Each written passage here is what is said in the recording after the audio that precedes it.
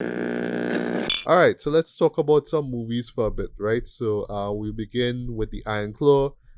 This Sure. was a movie that we, I guess we could have gotten. Actually, no, we were supposed to get in theaters last month, and then, as usual, and actually, made actually comment. This was part of this was actually a comment that I made to somebody who, said something about my about the review that we put out about the book of Clarence. Now, but Okay. it was supposed to come out theatrically, but it didn't.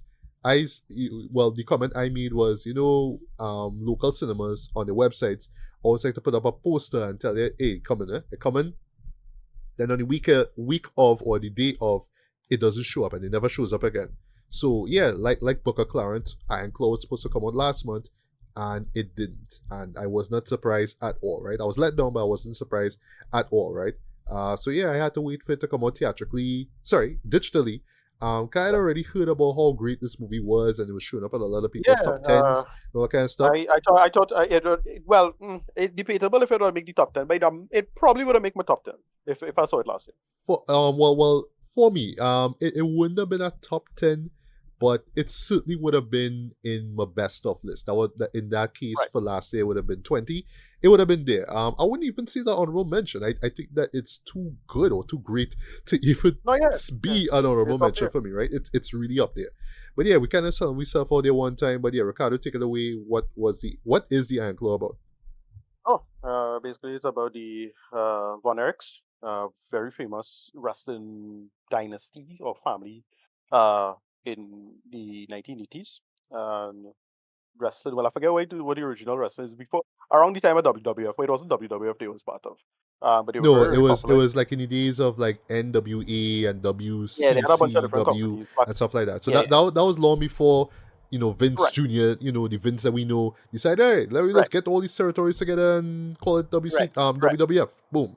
Right. And so yeah, the Von Erichs come together, and yeah, it's just the well, I remember seeing the documentary on them, and it's about the famous, yeah, how tragic this family, how it plays out and why it plays out, and just is a mix of bad luck, family pressure, and then pressure to success. All these people have, and all of the basically, out of what it was four brothers. Yeah, three of these brothers, well, spoilers for the film, passed away. But why? The context of why is really what shocking and interesting. And yeah, this just really comes together as a great little kind of biopic slice of life, time capsule of wrestling. And there's something interesting about wrestling. Wrestling is one of those things that is a carny culture, kind of side culture, subculture kind of thing in the United States, where there's have a lot of young people who just die. It's kind of similar to the B movie slash adult entertainment like side of things when it comes to American entertainment, right? It's people who is stardom, but not the biggest stardom, and also incredibly disposable as people. And Vince McMahon in a lot of trouble nowadays, and that's a big part of why, right? Uh, but it's because of just the history of it. But what's interesting about wrestling to me is that, and it's something I never got until getting to an adult, is it's fake, right? But then it have a lot of real world pressure to it, and you forget where the pressure to it is inverted, right? Where it's a lot of people who effectively, sorry to say it, is a lot of people who come from a disposable lifestyle, not the best lifestyle, usually very poor, they usually have no other options in their life, and then they also get lucky enough to just to get a big opportunity in their life to do this, and then they never really make much of it because of drugs or just not being financially literate in their life in some ways, shape or form. And then the aspect of it that is interesting is the theatrical dimension of it, where, oh, you have pressure, but not in the direct sports sense of the term, not necessarily, right? In some cases, the answer is yes. They actually are real Olympic wrestlers who in wrestling. And then have other people who aren't because of just the performance aspect of it, but because they have a good look, Goldberg, yeah, but they can't wrestle, but they because they look good, and so on, so forth. This balances it out really, really well. You get the sense of, well, somebody who has a real one of the brothers have a real Olympic career, and then the others is more the performative end of things, but is more they put themselves in the performative dimension of um, wrestling, right? Oh, by the way, this is if you remember the Capstone film was about this. It was supposed to be if it had finished properly, it would be about that, right? Yeah, this idea of this kind of double standard about this kind of inverted, I don't know what to call it, inverted incentives, right, about wrestling. So it's the old joke that Hulk Hogan used to always make, right? Wrestling might be fake, but I did 9 real back surgeries, right? The real Uh-huh. world pressures is inverted and strange because it's more about the aesthetics of wrestling that requires real pressures, right? It's no different from like an actress or an adult film actress who have to make sure they have their money because the money not good, but they make sure they have to have the stuff squared away, and then they have to have a workable attractiveness, so they'll change their body or they'll manipulate, you'll do some kind of, especially in the age of surgery or nowadays, right? Well, nowadays is not just breast augmentation, but BBLs and facelift and all this kind of thing. And they do it for these reasons. Why? Because it's something that people would watch anyway. So why is they changing? Would it bring them more money? Not necessarily, but it might. We don't know, right? And so on and so forth. And that's why this gets into. So I forget the actor's name, but he was the guy who plays the dad. He was in Mindhunter.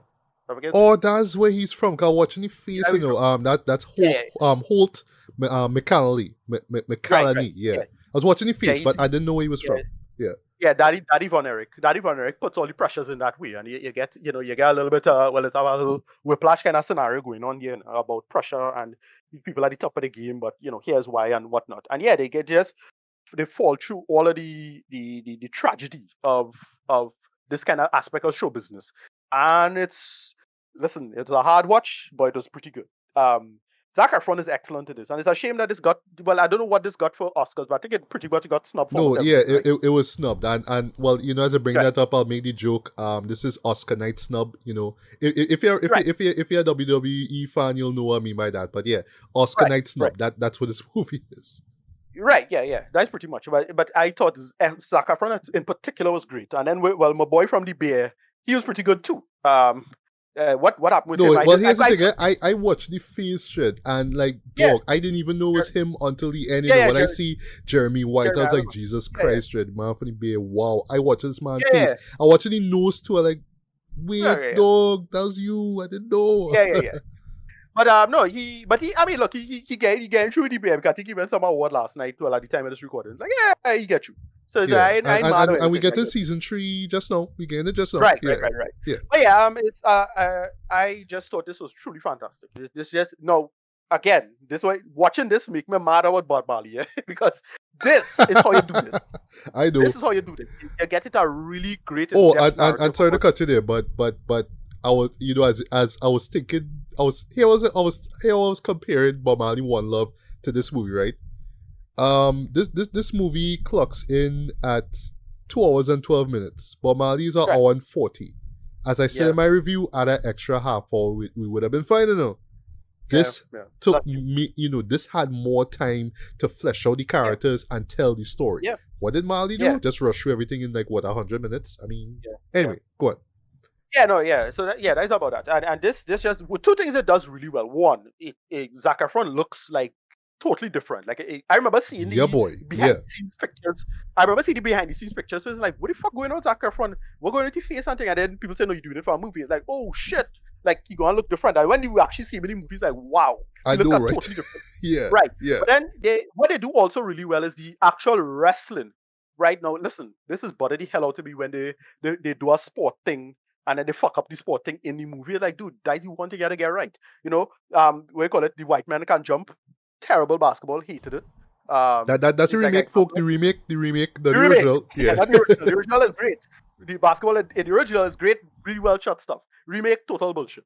Anyway, they did the wrestling great, but what they do, they make it real artful in terms of like a real like almost like is that oh gosh, what's the name of this movie? Bull Durham. Or God, Bull Durham. Oh gosh. yeah. Oh gosh, no, sorry. The Scorsese movie, the boxing. Raging Bull, bro. Like, Raging Bull, thank you. Sorry, my brain was shortened. But yeah, no, they nailed the whole like artful style of how to do this dread in terms of the yes, wrestling. They correct. made that really, really well done. Where the camera is, why moving weight is. It's not like super dynamic or anything like that. Just like in terms of they telling a story and in the context of the story and how like where they'll make some really smart cuts of like showing they're practicing, but then having them like make a cut when the tragic scenario happens and so on and so forth, and just like mix with monologue and just really good editing.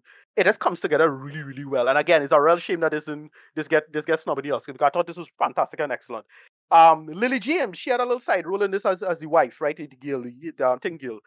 it was good. She comes again. I didn't know she was in this. Last time I saw her, I remember off the top of my head seeing her was the Beatles movie, no, the Beatles parallel universe movie. Um, Oh, okay, uh, right. I did see that. but yeah, but the reality the story. Efron is so good in this. He comes together really well. And why it works is that they really get into that whole pressure, carny culture aspect of the thing. And then you just see these multiple tragedies one after the other with respect to the family, and they really like do a good job of putting things together. I really enjoyed this movie. I didn't expect to enjoy it as much. It was a hard watch here because I was in the mood to watch something tragic and just thinking. But I remember the story, and I was like, all right, let me see what was his take on this. And I didn't see it. I don't remember watching any reviews on this anyway, so I don't know how good it was. I just saw a Rotten Tomato score, I saw a Metacritic score, and that's good. I went into this kind of mostly blind because, well, I should say I forget to all of the hype around it, and so yeah, right. This came out. Let me watch it. Let me give it a shot. And yeah, I didn't expect to enjoy this so much. It was really engaging, really tragic. Really, listen, when it was dark and when it get dark and how they cut to it and just the sense of foreboding of when a tragic event happens. Like, oh yeah, right. This is when this happened to this person, and this is when that happened to this person, and that's a simple scene. It's a time of celebration, but then it juxtaposes with a dark moment. Like, just all I'll just say is a bathroom stall. That's all you need to know. Yeah, that part in particular, it's like, jeez, boy, that was rough, and so on and so forth. I kind of love this. I didn't expect to enjoy it as much as I would. Rating, yeah, give this like probably like a really high 8, close to 9 kind of rating. But yeah, it just comes together and gels together so goddamn well. Yeah, I kind of love this movie. Right. So, fun fact: I'm a wrestling fan, but I would not Yeah, call myself a diehard nerd when it comes to like the early days, right? Like the yeah, 70s and 80s, where this movie is set in, right? And for one thing, I love how. Well, all right. So just to get this out of the way, right? The color grading in this movie, boy. yeah. It looked great. Yeah, It it looked looked great. so great though. Like I'm watching shots, like, because it's not just okay. It's not just you try to emulate the times or whatnot, right? But it's just the right. It's just the right tone that they choose for a majority of the shots, right? Whether it's the Yeah, wrestling scenes or outside, right? Like that, yeah, right? Another thing they do so well, Dredd, is a great way of showing you passenger time, right?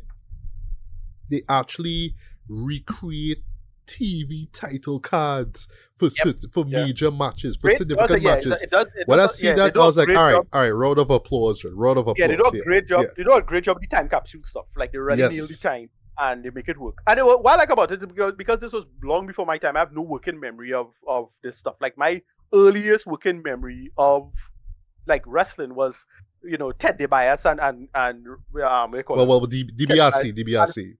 Yeah, sorry, yeah, DBS, yeah, and we call it Hulk Hogan, and just watching that stuff on VHS in the early days, right? Yeah, I didn't have a working sense of them. This was right before that, and what it nails though is I just see again the disposable nature of these people in terms of time passing. Like, it just, yes, yeah, yes, one of these characters, if they had like say workable healthcare, they would have easily solve a certain problem, but because nobody catch it and they couldn't, and I don't think it's a product at the time. They just didn't deal with it because they couldn't deal with it.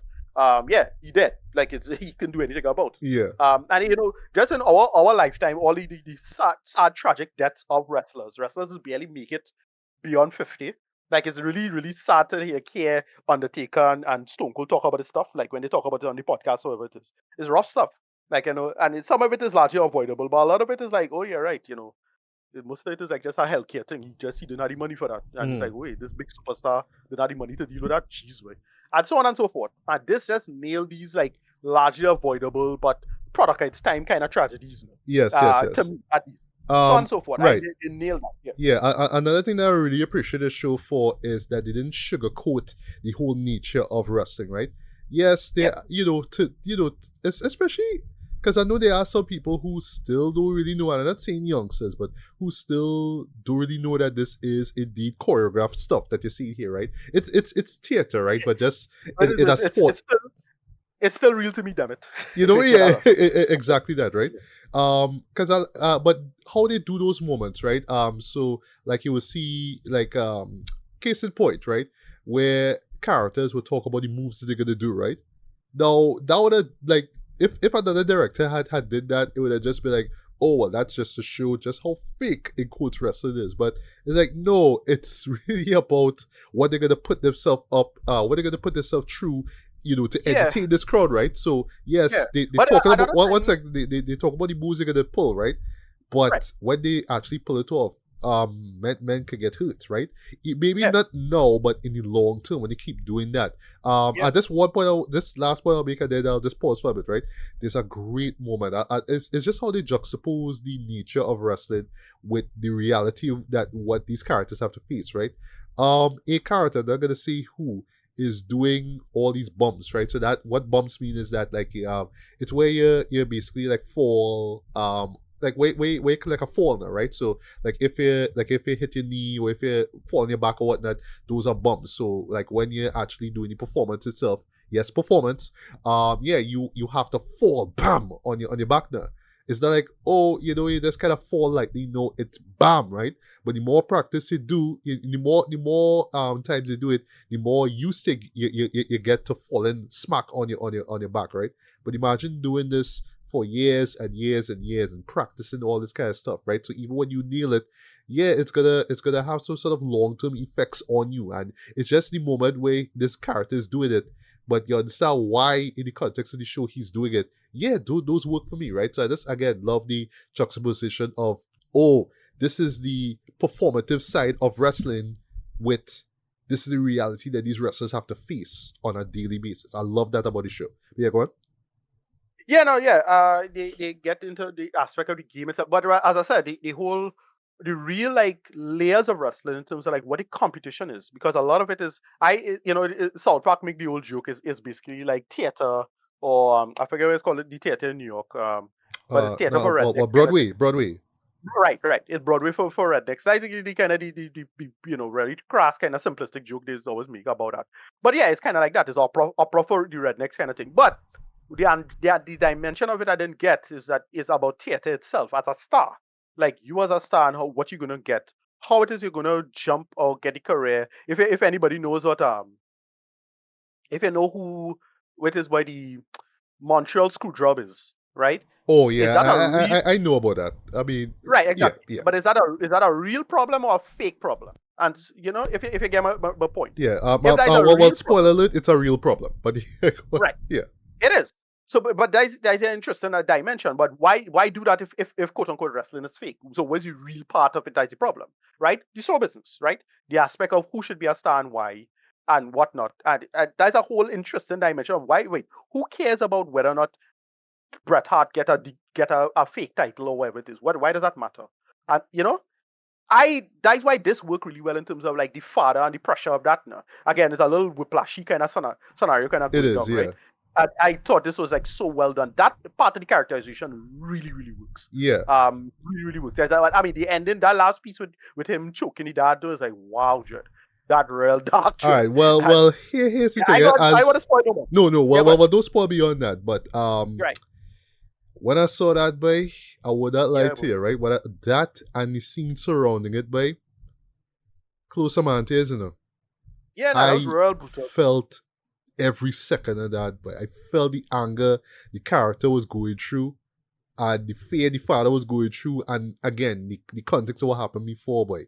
Yeah, I boy. felt that. I really felt that. And yeah, it as you say, it's a tough film to sit through because yeah, they Yeah, were all right, so I know a criticism that some people will have is that you don't see the death, you just hear about it, right? It's nah, just you don't a need to. moment, You don't need to. where Yeah, no. where I think they it did kind a of good job with happens. that. Yeah, Yeah. I thought that was very well handled. You could tell it did that. The filmmakers did that out of respect of the Von Erich family. They did that for that. right, They didn't want to right. Me too. glorify Yeah, the death or make it bigger than it actually is. Right? It's all about the family and how they respond to these sudden deaths, and of course there's the grief that follows as well too. Right?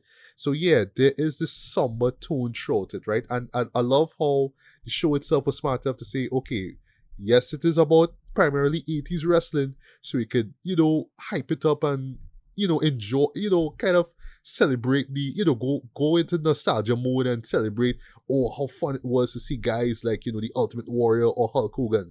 But it's like, no, I that's know not what the who show they is got about.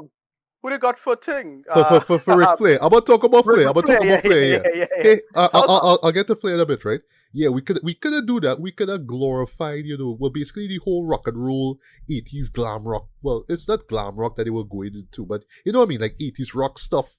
The vibe of that, like it was fun to be a wrestler and to want to be a wrestler.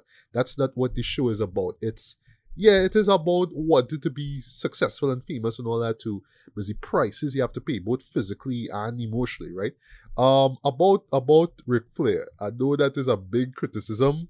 I know it is. Here's the thing: yes, the guy doesn't look like Flair. He doesn't sound like Flair. nah, yeah, But the promo that man did was brilliant. I don't. yeah, It's probably the same thing that he did in real life. I don't know, right? But is in terms of the conflict that's going on, right? The fight basically that was leading up to which of the Von Erich brothers he was going to fight, right? That promo was brilliant, like dialogue wise, like just how he said it there, what the words were. But yes, you can look at Flair and be like, nah, you don't look like Flair. Although I do love the fact, slight spoiler, that they nail the whole blood from the forehead go into the white right. hair thing. I was looking for that. I was like, I hope they do that. And they did that. I was like, all right, I love that. That was great, right? But yeah, on the subject of that, the performances were great though. Zac Efron, sorry. Boy, that man really worked hard to get into that role, boy. I will give him that, right? Yep. And yeah, it is truly an Oscar-worthy performance. Not just, a looking tough and, a nailing the voice, but no, it's the character and just the emotions that he basically bottles inside, though, you know what I mean? And then it's at, certain crucial moments where he lets it all out, like that moment we mentioned with the dad, right? Jeremy White, again, I was watching the man face, watching the news, I know this guy, but then I seen him, was like, oh shit, I didn't know it was him, right? Harris Dickinson, who plays David, he was great as Yep. well. Stanley Simons, who plays Mike, that's the youngest one, the one who isn't really he's not the bulliest, he's not the biggest out of all of them, right? His story arc though was rough though, you know what I mean? Because he trying to be like his brothers and they all like beefed up and whatnot, but it's like, well, I passionate about this thing too because it's a family thing. I grew up on this though, and where his story went, but I was like, wow, boy, this hit him, man, or this real hit him, right? Few more things. Apparently, it's not really so much a controversy, but apparently I didn't even know this, right? Because all right, so outside of just me watching wrestling, ever so often, right? There's a great show on Vice Land or Vice TV, whatever you want to call it, right? Called Dark Side of the Ring. I strongly recommend that you watch that, right? In the first season, they had an episode about the Von Erichs, and I actually recapped it after watching this, right? And I was reminded that there was another brother that was actually removed out of this. This is Chris Von Erich, right? Who is the youngest out of all of them, right? Because they mentioned a young brother, but well, let me just say he didn't become a wrestler. That's all I'll say, right? But there was another one who actually died, right? And I actually read up how he died, and it's rough though. It's really rough, right? But well, what they said is that apparently the filmmakers felt that if they added him to the story, the story would have run on longer. That's what they're going with, right? I understand. Personally, I would have added him into the story to make it even more, or like, all right, it's about the tragedy of the Von Erich, so you have to see everybody, not exclude one brother because of runtime. I understand, but if it was me, I would have add that brother into it, right? Especially for wrestling news, you'll be like, but what happened to Chris? Why he not in the show? Because everybody else who have no clue who the Von Erichs will just think, oh, it's just three brothers and not more. And then you come and say, oh, is there a fourth one? So what happened to him, right? And they don't even mention him at all, though, so it's like that. So, but again, that's just, Monday morning quarterback, right? But personally, I felt he should have been in the story, right? But nonetheless, though, this was fantastically told. This was fantastically made. I love the direction in this, the cinematography. Not that much needle drops, though, but the ones that are there work as well. They had the usual standard stuff. Don't fear the Reaper. Yeah. Because the late 70s and all that kind of stuff is cool, right?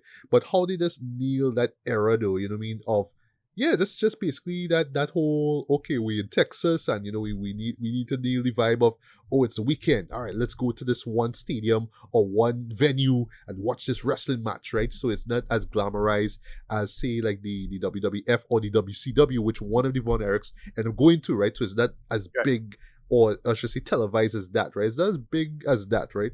But just the small scale aspect of it and how it grew over the years, I love, right? The dad, right?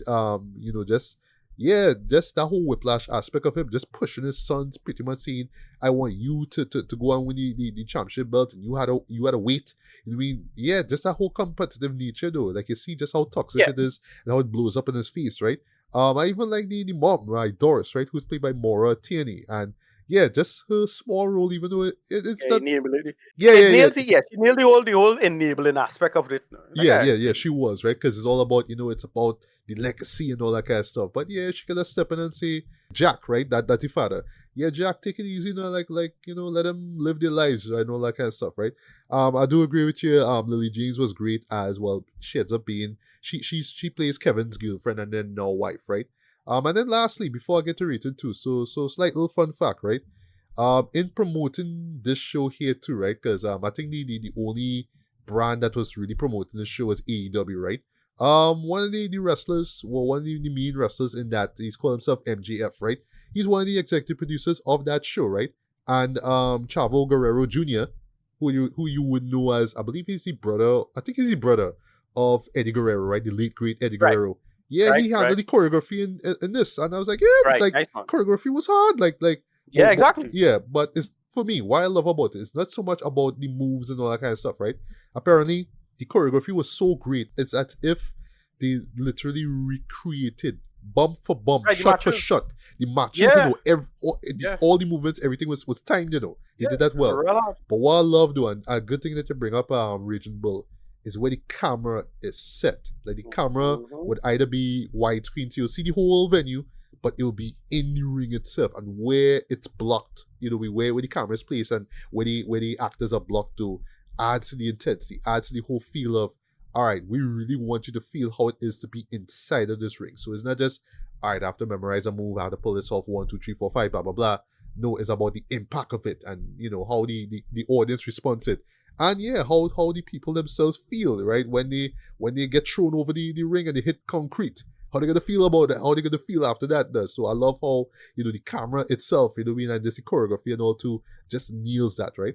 But yeah, it is a tough watch though, just because of the themes of death and grief and whatnot. But Yeah. it hit many gut quite a lot though. That one moment that I say with the dad, getting choked out by legit bring man tears out of me because I felt that anger. I really, really felt that, but in the context of what happened, by wow, right? That really hurt, right? Yeah. But last thing before I get to written, so not spoiling anything, right? But Kevin's sons, right? The two sons that he had, right? They are actually wrestling right now. They actually made a couple Really? appearances Okay. in Wow. AEW. I was like, hey, that's cool, and they do the whole barefoot thing.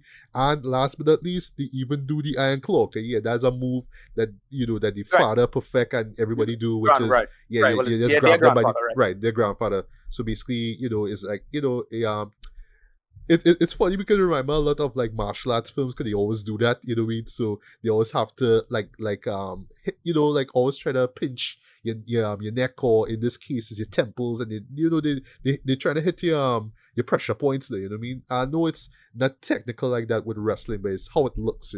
So yeah, Yeah. it's cool that Kevin's sons are not just following in the legacy of their father and grandfather, but they're also doing that whole move as well. So yeah, so even with all the tragedy and whatnot, and you even see it in the end of this movie, yeah, the legacy still lives on, man. I actually love, just lastly, how the curse is broken. That's how I see it.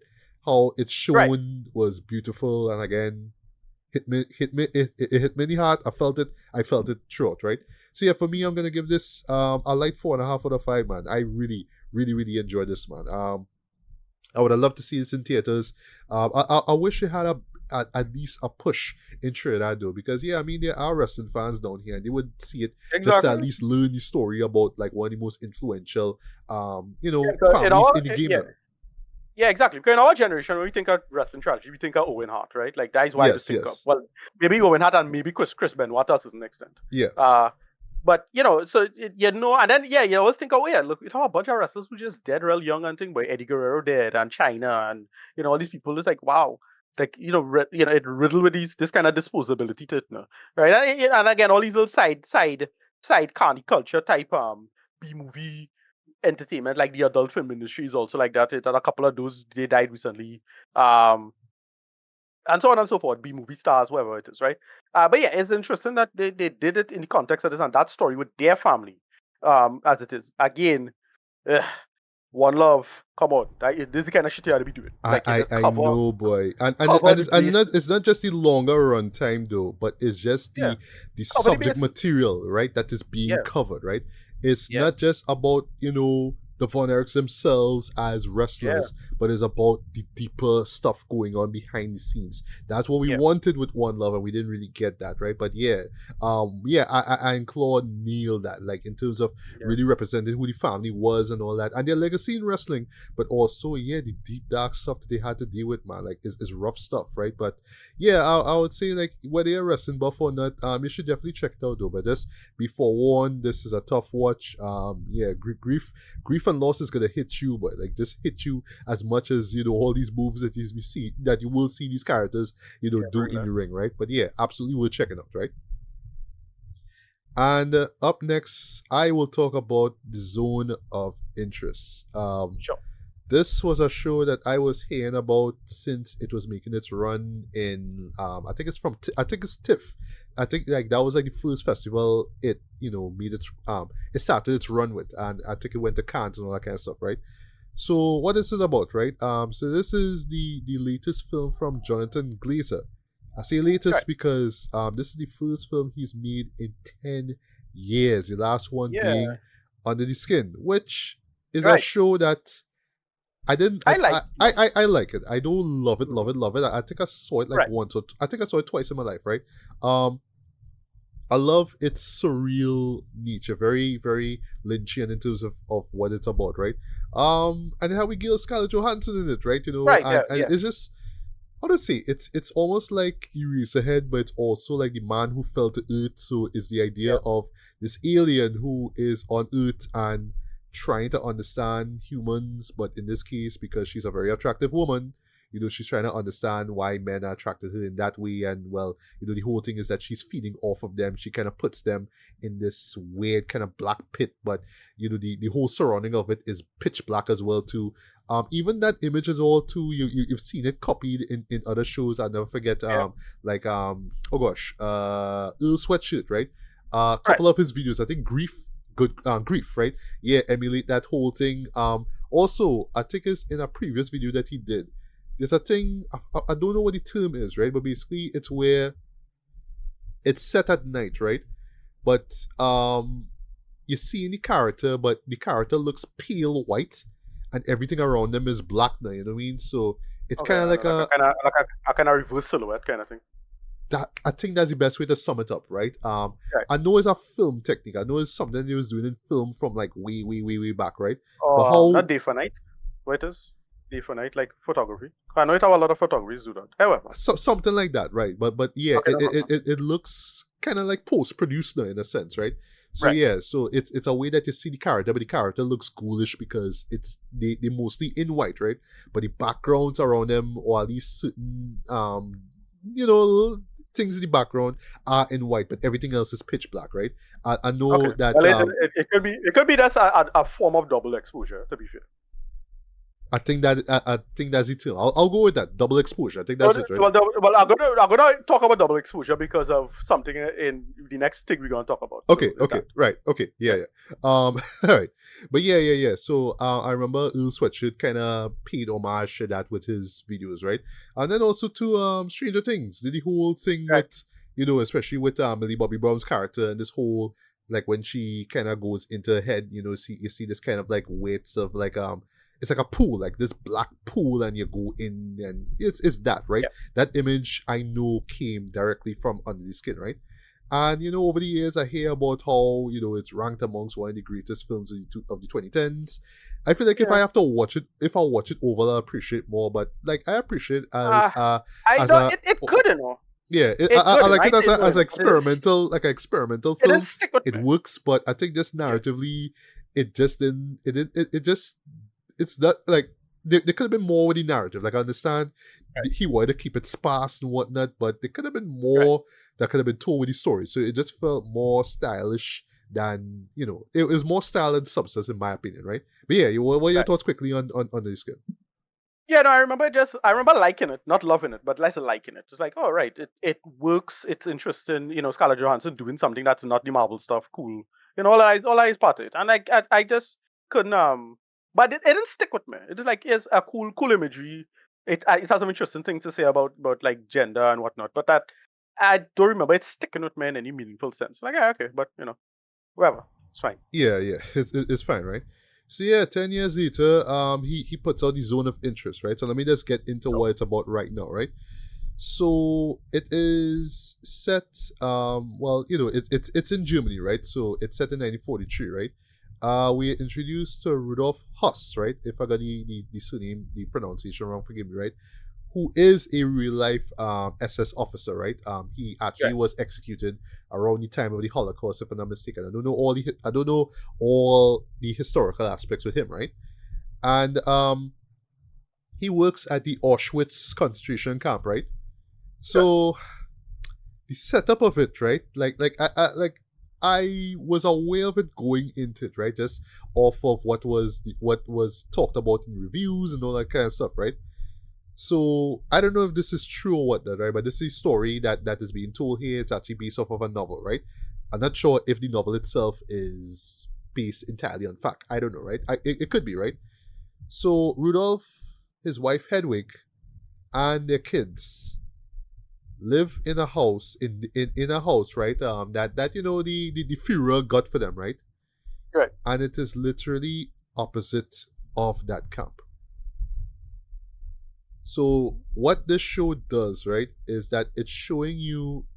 I should mention too, right? Well, the wife, her name is Hedwig. She's actually played by Sandra Hüller, right? Who I mentioned before, being nominated for Best Actress for Anatomy of a Fall, right? So in this right. case, Okay. here she's talking pure German. She's not doing the whole English, German, French thing like what she did in that film, right? She's talking pure German here, right?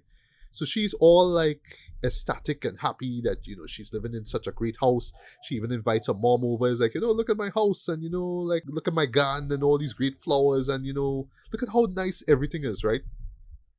But literally across the street, or a short distance from where they live, is a concentration camp where Jews are being tortured and killed. And the Right, show just does that. Like it's just how to say, like the show in general is just an exercise in how to unsettle the viewer without right, showing you anything. So while you're seeing this family just going about their day, whether it's getting breakfast or kids outside playing, whether it's indoors or outdoors, in the background, in the distance, you are hearing what sounds like industrial noise, right? But you'll also hear like a guard or like some commandant, whoever it is, or a soldier, right? Like a SS soldier yelling, da, da, da, da, all that kind of stuff. You will hear what sounds like prisoners, crying or yelling and all that kind of stuff, right? You would see smoke, you'll see soutany and whatnot. It's actually a really like unsettling moment where Rudolph and I think it's one of his kids, right? They actually like canoeing, right? Or kayaking. I think it's canoeing, right? And you're seeing like this sediment just come into the river, and then you realize that was human flesh. right, That was human flesh that is now in this water right now. And he sees that, he knows what it is, and he's like, chase. He's like, we need to get out now. And there's these other two of his other kids are fishing, I believe it is, and he's like chasing them out, right? Because he knows what's going on there, right? And while we're seeing all this going on, it could have just been simply, oh, let's just see the life of this Nazi family, living opposite this place.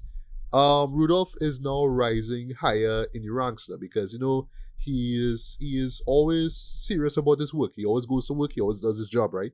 And well, slight spoiler, the advance that he is expecting now involves him being primarily involved now in the Holocaust. So Right. they're gonna move these prisoners now, and they're gonna just wipe them away, like completely waste them away, right? And they want him to be part of it, right? He has his plans and his, in the whole framing of the show, he has ideas and how to go about this, and he's talking about why he's great, and he had other people rooting for him and all that stuff. But slowly and surely, you really see how all this stuff really affects him, like his job, what he's doing, this whole thing with the Jew prisoners and all that kind of stuff. And I'll Right. stop there, right? So again, what this show is just basically an exercise in unsettling the viewer dread without showing you anything, right? And I thought that Jonathan did a fantastic job doing that. But Right. it's not disturbing. It's not frightening. You wouldn't watch this and then go and sleep, and then you can't sleep again, nightmares. It's not like that, right? But it's the whole complicit nature of this family and everybody else Right. who involved in all of this, right? Yeah, let's call that I forget the term they call it again. Oh gosh. Banality of evil. Right, that's it. Yeah, right. The banality, sorry, of evil. That's what the show is addressing, right? But it's also the Right. whole complicity or complicit nature of it too, right? Because it's not just knowing that you're doing something bad and just denying it, right? But it's the normal going about your day, Yeah. acting Banality. like everything is Banality of normal. Everything is Yeah, normal. the banality, But but that's exactly that's the banality of evil. all right. It's just, Okay, but all right. yeah. So I guess what I'm trying to say is that yes, there are people who are aware of it, right? But there are people, and let me just be real, they are the kids who Right. don't even know. They have no Yeah. clue. And it's not like the father, or it's not like the parents are telling them, don't go there because some bad stuff are happening. They in their heads they believe that it's not really to think, it's not really anything worth thinking about now because they're kids, right? So it's like that, right? So yeah, there's moments set on the kids, and how they just going about their day as well too. It's not a lot of time spent on them though, but you can understand, yeah, just how dark this all feels as well, right? There's one Yeah. moment involving one of the kids and him. Actually, I don't know. I don't think it's like for the first time in his life, right? I can't really say. I love how the show leaves it ambiguous, right? But yeah, he is overhearing somebody being killed, right? Like somebody, Right. being more or less being found out by these guards and shot at, right? Or being tortured or whatnot. And it's how he goes about this way. It's so disheartening, right? So yes, like the Iron Claw, this is a really, really rough film to sit through, right? Right. But again, it's what the beauty of it, right? The beauty, right? Is just how unsettling it is without showing you much, right? I was actually surprised at the rating of this being PG-13, right? Okay, you think something like this of such a dark nature would be like a rated R film, like say Schindler's List, for example. And also, fun Right. fact, even Steven Spielberg come and say, "Yo, this is like probably the best movie about the Holocaust that I've ever seen since I did Schindler's List back in Right. 1993." Right. Like yeah, Jonathan Glazer get a co-sign from Spielberg. Think about that for a sec, right? Think about that, right? But yeah, this was just excellently put together though. One reason why the show works though is the sound design though. Like you could tell, I just speculated, but you could tell that Jonathan studied Eraserhead, right? Okay, yeah, that shows a pure example of how to do a really creepy and really unsettling soundscape, right? And this is where the whole industrial noise comes in, right? Okay, just hearing all these rumblings going on across the street, right? But at the same time, you're hearing dogs, you're hearing yells, you're hearing screams, you're hearing you know something bad and insidious is going on, right? And this is just hovering over this pretty much this happy wholesome home, right? You know what I mean? And it's just messed up though. It's just really incredibly messed up, right? But yeah, from a sound design perspective, I love how how the mood of the show is set up, right? Also cinematography. You could say it's okay. So I'm gonna make a dumb joke. You could say it's virtual insanity. Yeah. I see what you did there. Yeah. So yeah, I am not surprised that this movie is nominated for best sound. Right. I'd personally be happy if it wins best song though. It's best song. Although I really think Oppenheimer will win. That's just me. But the Right. sound for this was great though, because yeah, like literally in every scene you are just hearing this though, and it works, right? What this could win, right, is best international feature film though. I Right. really think that this is a shoe in to win. But then again, I haven't seen stuff like Society of the Snow or Perfect Days. I haven't seen those, right? But yeah, I am Right. rooting for this to win, right? Best adapted screenplay, I can't really say for sure because I'm not familiar with the source material, right? Best director, well deserved that nomination. I don't think he's gonna win. I think it will be Right. Nolan, but nah, I thought that Jonathan really killed it with us, right? And it's not just all right. So just out the gate, right? Despite the morbid material this film has, right? This show looks brilliant, right? Just Yeah. gorgeously in terms of just the cinematography, the color grading, and even like just the blocking and all that too, right? Where the camera is placed, where it's moved and all that. The one smart call that Jonathan made with this is kind of making it sort of like a cinema verite kind of style to some Right. scenes. So when it's like interior shots and it involves dialogue, it's almost Right. it's most scenes are done in such a way, and I believe if I'm not mistaken, behind the scenes there were cameras set up in various parts of these interiors. So just to make sure that they capture every moment, right? So to speak, right? So yeah, even the way how the actors move are very realistic, or at least in relation to what in terms of the story being told, right? It feels very like fly in the wall, like you're literally just there watching these characters just go about their day, right? And it just adds to the whole morbid nature of the show itself, right? So yeah, I am actually glad that Jonathan was got nominated for this, right? As far as best picture though, I think that the nomination is rightfully deserved as well. I don't think Right. it will win, No but I problem. think that it deserves a best picture nomination because yeah, Right. this Nice this one. is this is a show that and you could get into the argument of why we still making films about the Holocaust and slavery and all these Yeah. other things. But it's like Yeah. no, the Never. Never. story had to be Never told. again. Yeah. Yeah, never again. The stories have to be told, right? And I just love that it's framed more from the parents themselves, right? It's more about the Right. father, right? But it's really about the parents themselves. It's the mother who knows about what's going on, right? But she's happy that she has a home and she doesn't want to Right. leave because she cannot fought for this. Or what she say, she feels like she deserves this house, right? So I don't Right. care if when I go into bed, literally there are moments where characters are sleeping and you are still hearing this industrial noise. You are still hearing people being killed and all that kind of stuff. And even and the solution is just to close the window. That's it. And you think that's it. That's how it Absolutely. solves the problem. Like, no, come on, right? Um, Especially the father himself, right? And him going to this job and feeling like, oh well, I have to do right by my peers, I have to do right for my country, and the Führer and all that kind of stuff. Um, and just his rise to power works as well. Real this how it's done, right? Where it ends, right? So there's a let me just call it a denouement, right? I don't want to call it a climax, but there's a denouement where it's sort of the equivalent of the end of Schindler's List, right? But I would say this is like the reminder to those who still wonder why there's a movie about the Holocaust. It's a reminder of why not just Germany but the world have to remember stuff like this, right? And it's just done in all right. So slight spoiler, it's where the film actually decides to go full silent. Like there's barely any noise in it because say throughout you're just hearing this weird noise and all that kind of stuff, right? This industrial noise. Because where the show is like primarily quiet and the more like giving you a moment to like really reflect on things, right? That denouement really sums up why stuff like that, why we should remember things like that, right? And it's so powerful in its subtlety, right? But it totally works, right? And how it compares to Rudolph's rise in terms of being involved in the Holocaust now is haunting, right? But it totally works as well, right? Lastly, there is a score for this. Well, there's music. I don't want to say a score, right? And it's actually done by Micah Levy, right? That's their stage name, right? Right. They actually worked on Under the Skin as well. Well, they were actually No. responsible Right. for the really like weird score that we got for that, right?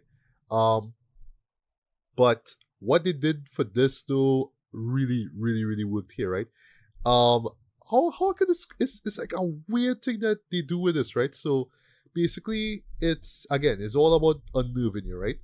It's basically like taking a particular piece of music, right? Or like a particular chord progression or pitch, if you want to call it that, right? Or if it's Right. like vocalized or whatever, right? And it just keeps pitching it, pitching it, right?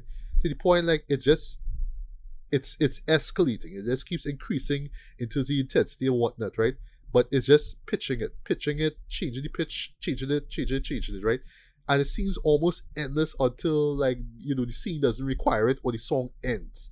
It's a weird thing that Micah does though, but like when you hear it, trust me, boy, that shit will get to you, boy. It would freak you out, Oh, right? it have an old Brazilian movie But it that do something like sounds that. so weird, boy. Yeah. Well, you know the name of that Brazilian film? Shit, but it's slipping my mind right now. It's a Western. It's an old Brazilian Western movie. 'Cause you know it have a whole desert in Brazil. Yeah, yeah, And it yeah. used to start it start the whole video just as it's something weird. Like that is the video. Anyway, go ahead. I should look that up though. Like, I Yeah, know I remember you mentioned a Brazilian Western in the past, right? yeah. But I feel like I should know what it is. But I'll look it up. 'Cause it's all interesting, right? But yeah, is that pitching to the point of like escalating things that like raising the intensity of it too? It's so jarring, boy, but it works, right? It works until the story being told, right? Especially the piece of music used during the closing credits, boy. Whew. Again, I don't know Right. how they did it though, but boy, that got under me, right? Yeah, so yeah, it's so funny that this is Jonathan's follow up to Under the Skin, because yeah, the show Right. got under my skin, but in a great way, Right. right? And yeah, again, it's not an easy watch though, but it's a needed watch, it's a necessary watch though. It's really a Right. haunting reminder of why we should remember the Holocaust, and why we should remember the atrocities done to these it's I should say I should mention lastly um it's not just about Germany, but also Poland as well, too, right? Just Right. the Jews that lived there and what they had to go through as Oh well, yeah, right? people. Yeah, Yeah, that's the thing, like well, my favorite movie of the 2010s, Son of Saul. Yeah, some of the most brutal yeah, stuff wasn't in Germany. It was the little side the satellite states though. right, Um, yeah, yeah. yeah. And actually, another reviewer that I checked out, well, actually is Mark Kermode, right? Yeah, legendary Okay. British critic, also Yeah. compared this to Son of Saul as well too. So I love that he did Right. that, right? Right. Yeah. Yeah. But at the end of the day, this is well deserving of his Oscar noms. But I am rooting for this to Nice. win Best International Feature Film. So yeah, for me, I'm gonna give this a decent, strong 4.5 out of 5. Boy, this is one of the Nice there. best things. Again, it's unnerving though, and I don't see myself watching this in a hurry. But in terms of what it is, right? What it's about and how it tells the story with sound and with visual and all that kind of stuff, without showing you the actual atrocities and violence taking place. Yeah, was fantastically done in my opinion, man. It's not gonna be for everybody, right? It's a lot similar to On the Skin. It's artsy, right? But it's great artsy. It's one of those shows that if you have the patience for it, and yeah, if you have the stomach for it, yeah, you will come out of it like, yeah, I love what this guy did. But again, it's just about unnerving you. It's about just making you feel uneasy. And for a man like him to do that over the course of like what, an hour and 45 minutes too, yeah, I have to give Jackie where it comes to that, right? So yeah, Nice. I wholeheartedly recommend that. I'm rooting for this to win Best International Feature Film. Again, I don't think it will win anything else outside of that, though. I would be happy if it does, right? But Best Picture is already unlocked. Sorry, Zone of Interest not gonna win that, right? But at the Yeah, I end of mean, the day, you're saying so. I mean, here's the thing. Look, Nolan Rel Dawkins, so I can't see Nolan Rel is like it really feels like Nolan it's, night, but we it's don't know. You Nolan's don't night. know. It's Nolan's night, right? Yeah, But but you don't know. You don't yeah, know. but Yeah, but we'll see. outside of the Oscars, though, this is a show that you're not gonna forget in a hurry. If had I seen this last year, this would have been in my list. It wouldn't have been top 10, but it would have been in my list for sure, right? So yeah, Nice. strongly recommend checking out Zone of Interest, and yeah, recommend that. I would say if you could just watch that with the speakers up loud, basically, and just take in the oral experience, the AURAL experience of it all, though. Right. Yeah, you will really appreciate this film, man. Despite the morbid material and whatnot, right? So yeah. Nice. Yeah, good to hear. Yeah.